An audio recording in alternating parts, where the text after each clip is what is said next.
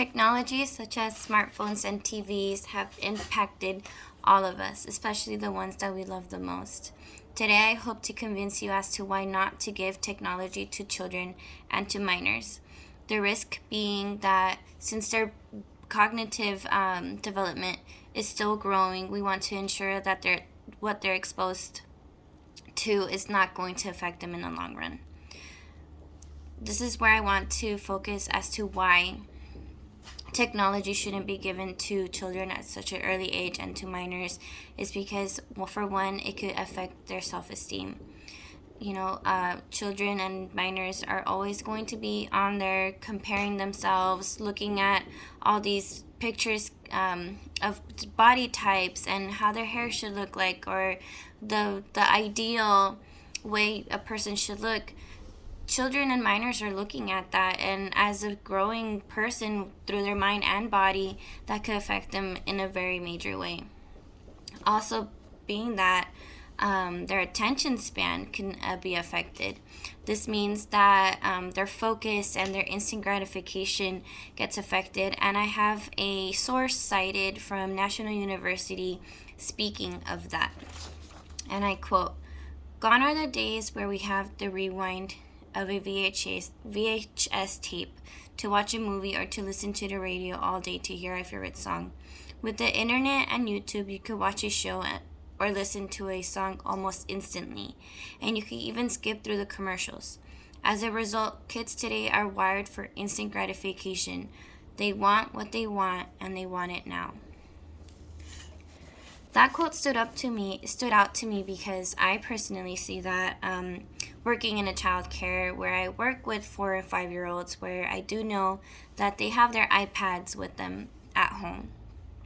They have a hard time understanding when to wait, and their patience is affected because they're so used to having this instant gratification given to them through what they're watching on their iPads.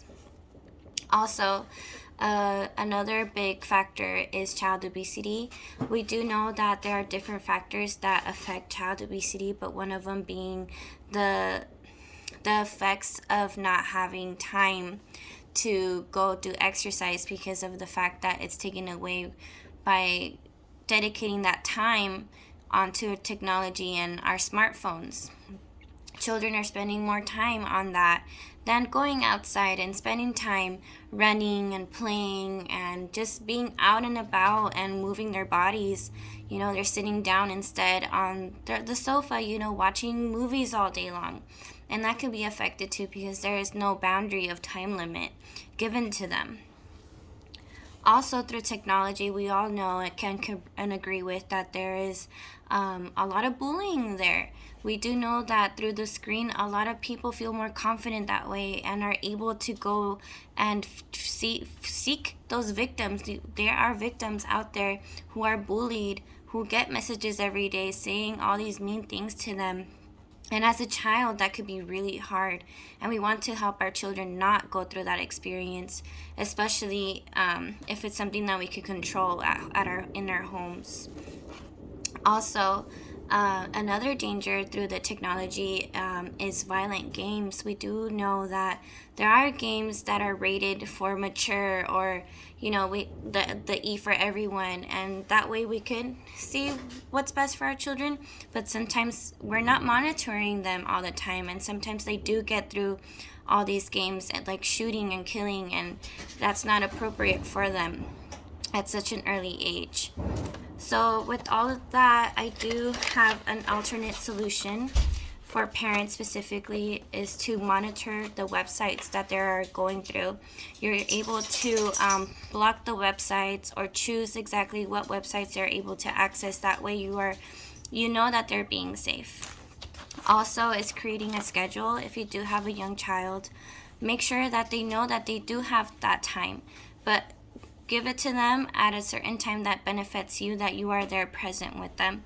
So for example, if it's after their dinner, let them know, okay, you have this certain amount of time, and when that time ends, we're going to go read a story, or we're going to go run outside. So they know that they have that balance between technology and their lifestyle.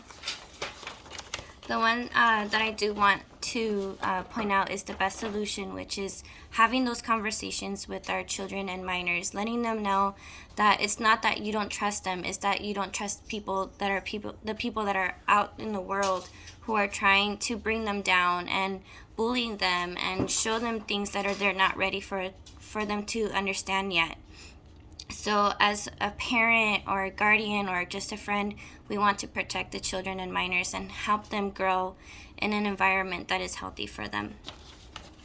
So all in all, we saw that all that technology can bring negative effects to our children and minors, such as their self-esteem, child obesity, and their attention span. The dangers such as bullying and violent games. But we also saw an alternative solution, such as monitoring the websites and creating a schedule, and all in all, having those open conversations and letting our children know and minors know that there are ways to be safe and still have fun being on their iPads and cell phones. So all in all, children and minors deserve to grow in an environment that it's safe and healthy for them to grow into adults that are confident and know exactly how to stay safe in the world around them. Thank you.